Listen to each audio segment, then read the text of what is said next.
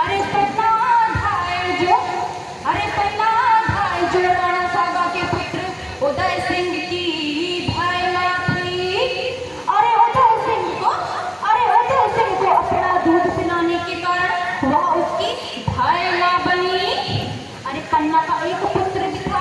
अरे पन्ना का एक पुत्र भी था जिसका नाम चंदन था।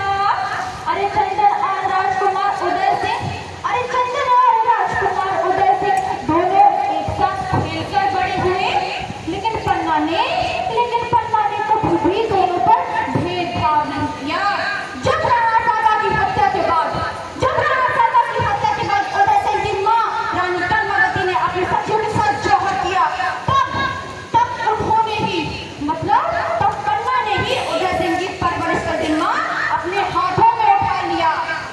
चल पड़ा दुष्ट बलवीर क्रूर जैसे कलयुग का कर्ज चला।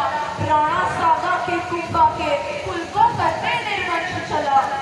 उसी महल में एक और दासी पुत्र था।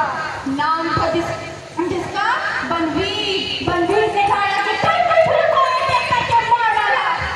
एक रात जब बनवीर उदय सिंह को मारने के लिए महल की ओर चल पड़ा, उस और महल में पन्ना के कानों में ऐसी बरफ पड़ी भीतरी की सीधी हथौड़ी क्या करे नहीं।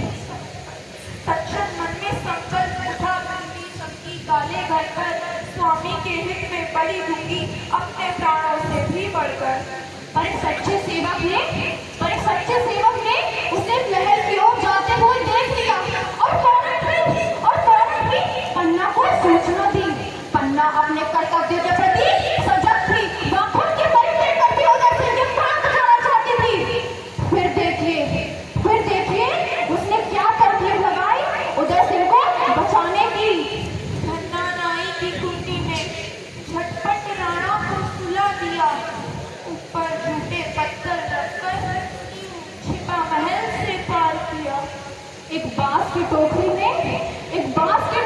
में उदय सिंह को सुला दिया और एक सच्चाई के ईमानदार सेवक के हाथों उसे महल से बाहर भिजवा दिया। फिर अपने नन्हे मुन्ने को झट घुंघड़ी से उठा लिया। राजसी वचन भूषण पहना, फौरन कलम पर लटा। तो बनवीर को धोखा देने के लिए पन्ना ने अपने खुद के पुत्र को उदय सिंह के पलंग पर सुला दिया। इतने में से पड़ी गलत है उदय कहा, युवराज कहा, शौर्य प्यासी तलवार लिए देखा दिल था खड़ा कहा। जब बनवीर खून से सनी तलवार लेकर उदय सिंह के कक्ष में गया और उसके बारे में पूछा, अंदर से भी झिझक उठा। फिर मन को कर दो हुआ प्राणों का प्राण चला खिलाने के लिए उसी को।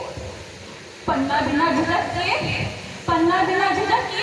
उदय सिंह के पलंग की ओर इशारा कर दिया जिस पर उसे खुद का पुत्र सोया हुआ था। छिन में बिजली की कड़क, गालिब की ऊंची धड़क, मां की टूटी नन्ही सी काया तड़प। शौर्य से सनी सतत मिट्टी की लहू की लाला एक नन्हा दीप बुझा, एक गाथा कर दुखान।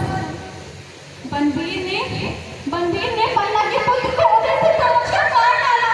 पन्ना अपनी आंखों से अपने पुत्र को कटते हुए देखती रही, वह रो भी नहीं सकी। जब बनवीर के जाने के बाद